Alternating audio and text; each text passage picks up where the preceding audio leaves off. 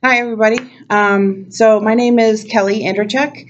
I'm a police officer here at UW Parkside. And we have two supervisors, a chief and a sergeant, and the rest of us are all patrol officers. And because of the amount of officers that we have on campus, we don't have multiple sergeants or multiple command staff, so we just have the two. So the rest of us are all patrol. We do not have a detective unit, so every case that we catch, we do completely throughout the entire case. So we are our own detectives. So we are a little bit more trained than typical patrol officers are in the county or the city, because we don't hand it off to a detective unit. We go ahead and do our cases all by ourselves. So we're here at UW Parkside in the police department, located in Talent Hall, just a little bit east of the roundabout off of Wood Road.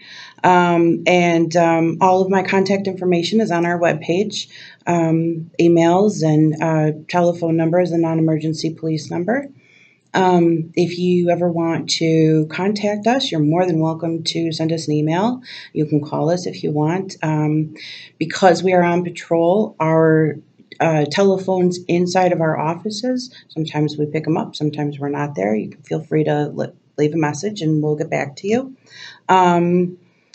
So question, starting kind of with the questions, on average, how many cases have you dealt with or currently dealing with on campus that relate to domestic violence?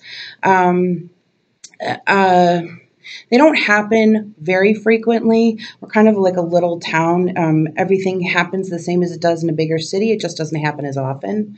And so whereas larger municipalities will have many, many cases, we may have one or two. So we usually average maybe 1, 2, 3 a year. The severity of the cases depend on who's involved, whether they're students or not, how long it's been going on, and what the victim wants to do about it. So based on the fact that typically while we're dealing with campus, everybody is 18 years or older, you have the ability to decide what you want to do with your case. And so sometimes we talk with people and give them all their options, and then they make the decision as to how far they want to go or what they want to do.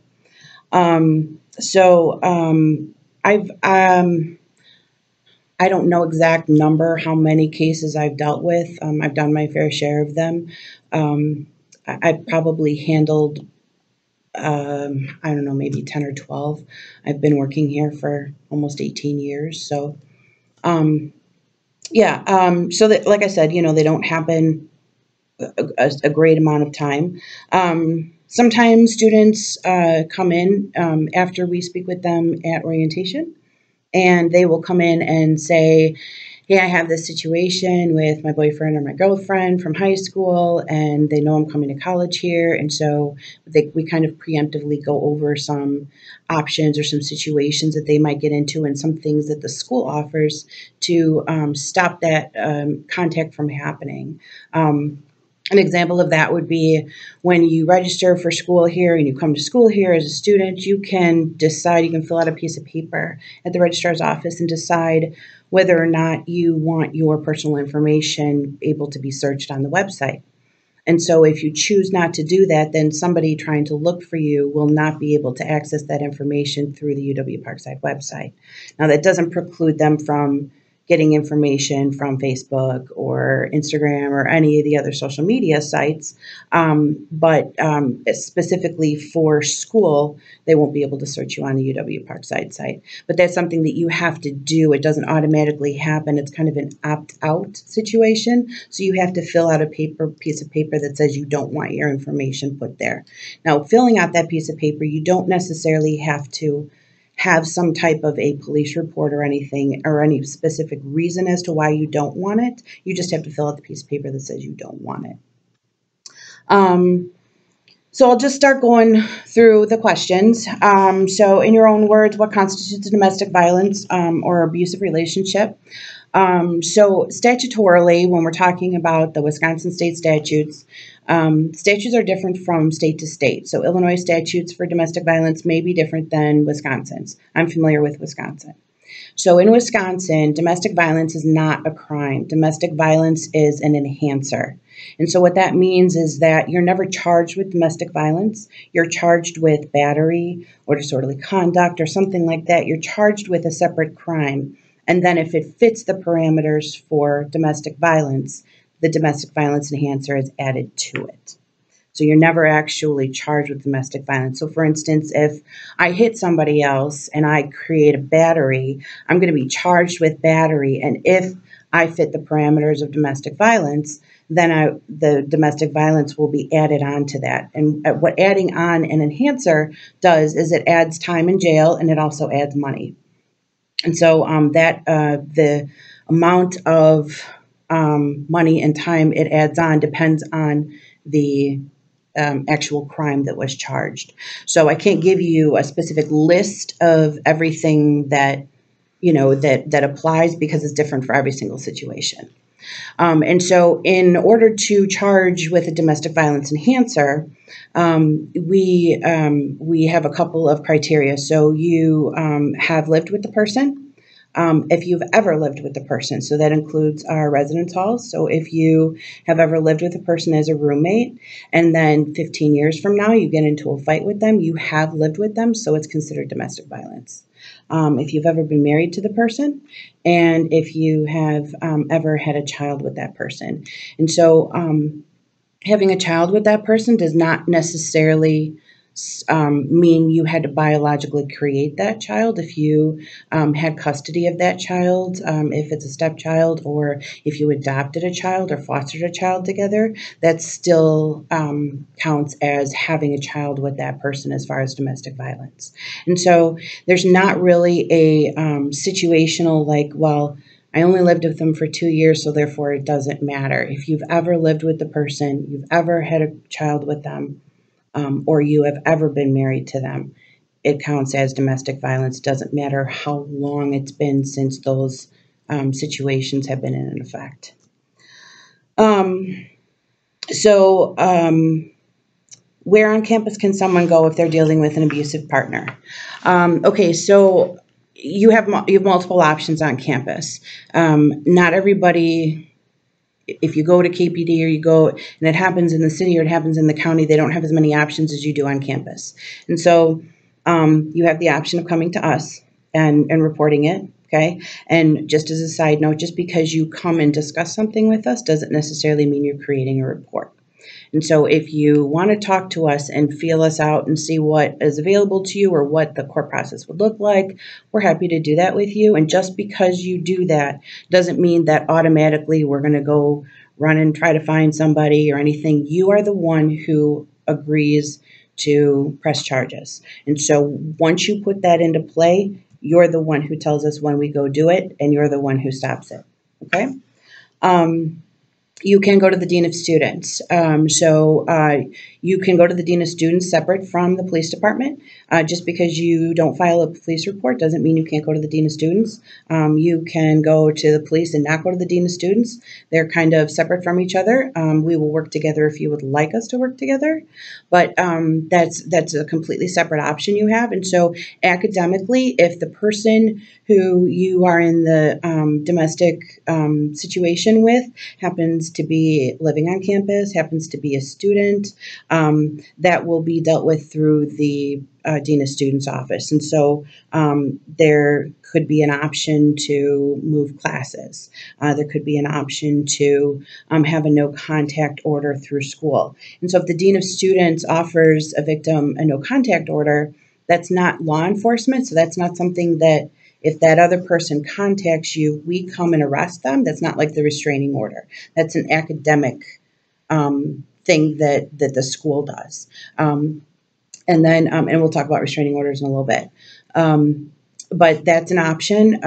It's an option to, have kind of a mediation between the two sides and determine, how you're going to finish the semester if you're in the same class, how you're going to, if you happen to be in the same major, how you're going to deal with classes in the future or what have you. And that's all done on the Dean of Students aspect.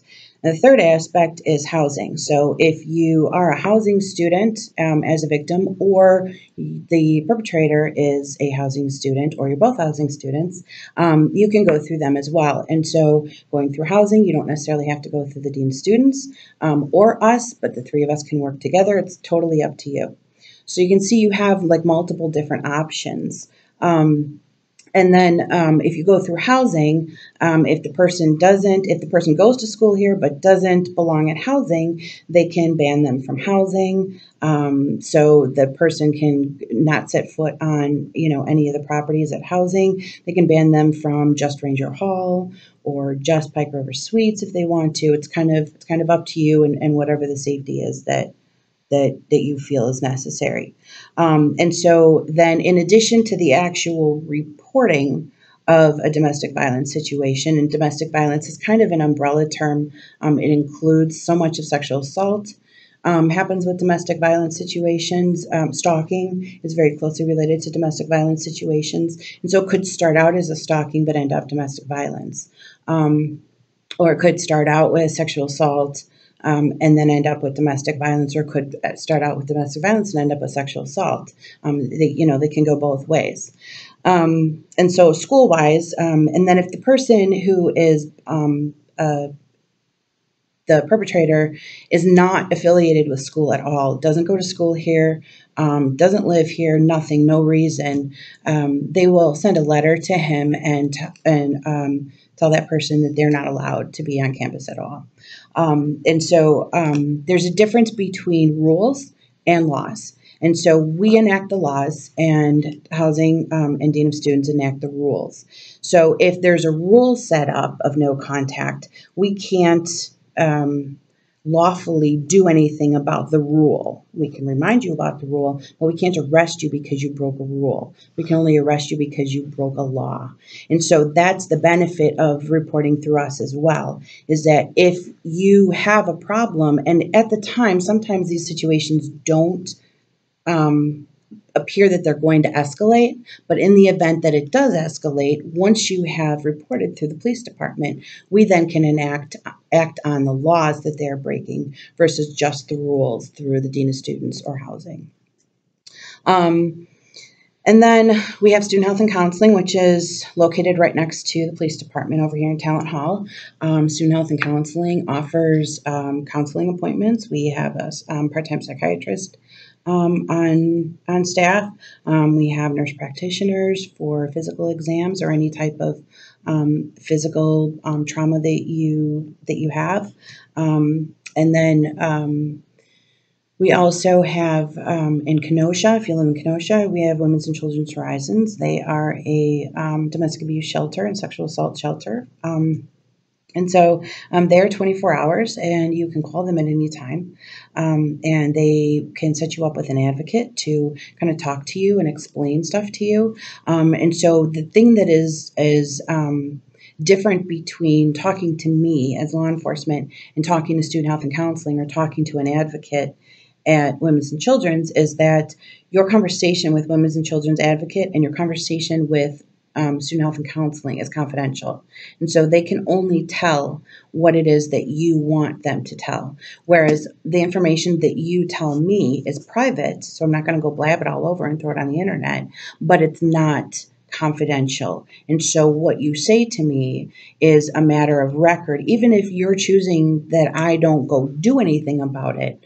If later on I need to testify on your behalf, what you say to me is still a matter of record, and I can still testify to. So it's kind of the difference between the two. Sorry, I have to go do this now. Okay, thank you so much. Yeah. We'll then